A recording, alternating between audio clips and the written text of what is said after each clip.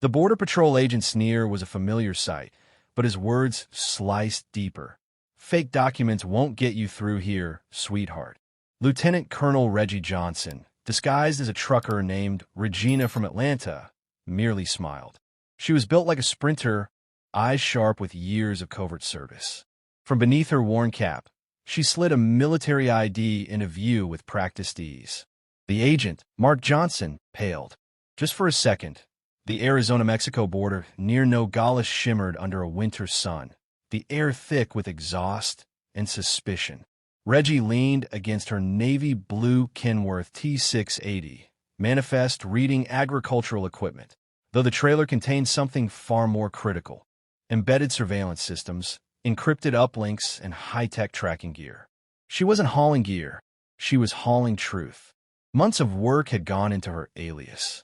Her mission: dismantle an arms pipeline feeding high-powered weapons from Mexican cartels to U.S. gangs. Her contact, Javier Vargas, was expecting her at the other side by noon. One delay, one misstep, and the entire mission would collapse, possibly along with her life. But Agent Mark Johnson, infamous for his racial bias, wasn't about to let her pass easily. "Suspicious black girl," he muttered, loud enough for a subordinate to hear. Reggie kept calm. Breaking cover wasn't an option. Not yet. But Johnson's hands were already twitching toward the trailer's lock. Other truckers nearby paused. Some pulled out phones. Frank Miller, an old-timer, frowned. She passed inspection. "Let her go," he called out. Johnson's jaw clenched. "Mind your business.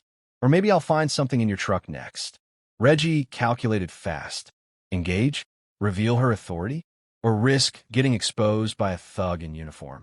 From the Mexican side, Vargas paced. "She's late," he whispered into his satellite phone.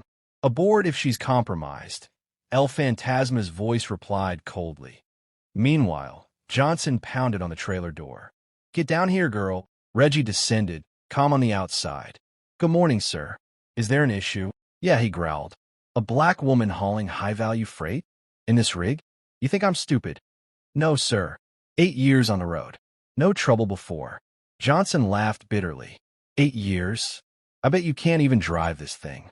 He gestured to 2 rookie agents. "We're searching the trailer." Agent David Lee hesitated. "Sir, her paperwork's clean." "She's hiding something," Johnson barked. "Help me open it." That was the trigger. Reggie turned to Lee. "Agent, have you found a single irregularity?" Lee rechecked her documents. "Everything's valid." Just then, a highway patrol cruiser rolled up. Out stepped Inspector Robert Davis, an honest cop with a reputation for burning through red tape. "What's going on?" Davis asked sharply, noting the gathering crowd. Miller pointed. "This agent's harassing her for no reason." "Her paperwork's fine." Davis requested the documents, then scrutinized them. "These are impeccable," he announced, glancing sternly at Johnson. "Let her through." But Johnson wouldn't let it go. "Davis, she doesn't fit the profile." "Something's off." "Profile?" Davis snapped. "What profile are you talking about?" Silence. Reggie's phone buzzed. "Vargas." She stepped aside. "Yes." "You're late. If you're not here in 15, we shut down." Back near the trailer, Johnson heard her switch to Spanish. His eyes narrowed. "Speaking Spanish now? Very suspicious." "She's multilingual," Davis countered. "That's not a crime." Johnson was unraveling. But then Agent Michael Brown approached him, visibly shaken. "Sir, I've seen her before. Fort Bragg. She was part of Joint Op. She's military. High-ranking." Johnson went white. "What?" Brown nodded. "She's not who you think. This is serious." Meanwhile, Vargas watched the delay stretch dangerously. "Boss," he said nervously into the phone. "Something's wrong." El Fantasma's reply was flat. "Then you know what happens to moles." Reggie returned from the call. "My client's worried about the delay," she said. Catching Davis's eye, Davis leaned in. "Ma'am, whatever this is, you need to be careful. He's looking for a reason." Then Johnson shouted, "Enough! Open the damn trailer now." Reggie turned slowly, locking eyes with Lee. "If you search it, the mission fails," she whispered low. "And people die." Lee froze. "What?" Her voice hardened. "You know this isn't just a routine haul." Davis stepped between them. "Stand down, Johnson." "Now." "I said." Then came a sound. Tires on gravel. Another vehicle pulling up fast. Two men stepped out. They weren't agents. And Reggie knew. Vargas hadn't waited. She whispered it started. Johnson's world spun. If Brown was right, he'd harassed a high-ranking military officer. Are you sure? He whispered. Absolutely. She was in uniform. Lieutenant Colonel, if I'm not mistaken. Reggie caught their exchange. The damage was done, but maybe, just maybe, it could be turned. She stepped forward calmly. Agent Brown, she said, we met during Operation Secure Frontier in 2021, didn't we? Brown snapped to attention. Ma'am, he said, voice respectful. Gasps rippled through the crowd. Johnson turned pale. Davis didn't need an explanation. The salute said everything. Everyone clear the area, he barked. Inspection is over. But across the border, Vargas had seen enough.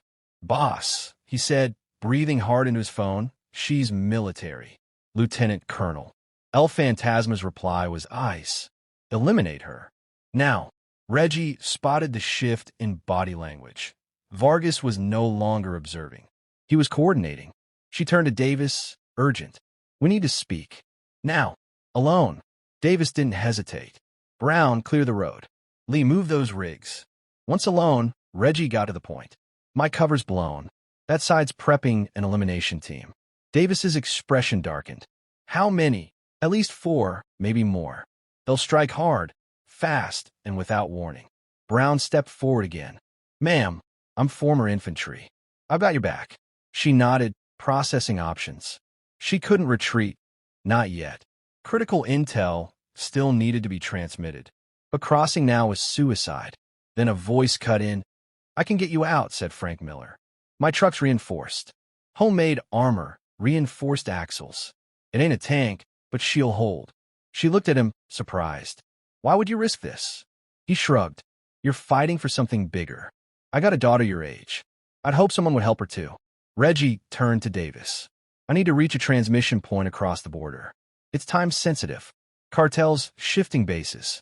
If we miss this window, they vanish, Davis finished. Brown stepped in. Ma'am, I'm armed. 40 cal, shotgun in the cab. Ready when you are. I'll come too, Lee said quietly. You're not trained, Davis objected. I'm not blind either, Lee shot back. You need hands. I've got 2. Reggie felt something she hadn't in months. Hope. She addressed them with steady authority. Then we go. Miller drives. Brown and Lee are protection. Davis, coordinate backup. If we're not back in 2 hours, activate full emergency protocol. They moved fast. Reggie opened a hidden panel inside her rig and removed a sealed hard drive. This contains base coordinates, personnel rosters, coded supply chains. Everything, she said. They can't get this. Miller backed his truck toward the side gate. There's an old cattle route through the foothills. Takes us behind the cartel's watch posts. As they loaded up, Davis received a call. Lieutenant Colonel, he said grimly. Command confirmed. You've got 90 minutes before El Fantasma relocates all operations. Understood, Reggie replied. We'll be back before then. They crossed the border quietly using Miller's alternate path. Dust kicked up behind them as the rig bounced over rocky ground. Reggie rode shotgun, constantly scanning. Brown and Lee crouched behind crates in the trailer, weapons ready. Minutes in, Reggie's comms crackled. This is Davis. We're tracking heat signatures. Cartel units deploying fast. Copy that, she answered. We'll be in and out. But then, a shadow on the ridge. A glint of metal. Ambush, she shouted. Gunfire erupted. Bullets slammed into the armored side of Miller's cab. The truck swerved but held steady. Brown popped out through a roof hatch, returning fire with controlled bursts. 2 down, he shouted. Lee fired from a side slit. I see more. 3 o'clock. The truck plowed through, tires squealing as it raced down the hill toward a dilapidated barn. Transmission points inside. Reggie yelled, Keep them off us. Miller skidded to a halt. Reggie jumped out with the hard drive, sprinted inside the barn, and connected it to a military-grade transmitter disguised as a hay compressor. The signal blinked red, then green. Data uploading, she muttered. 30 seconds. Outside, the battle raged. Brown's shotgun roared. Lee kept eyes on the rear. Reloading. Brown called. Transmission at 87%, Reggie reported. Suddenly, a grenade arced toward the barn. Down, she screamed. Diving, IT exploded just short, sending dust and debris flying.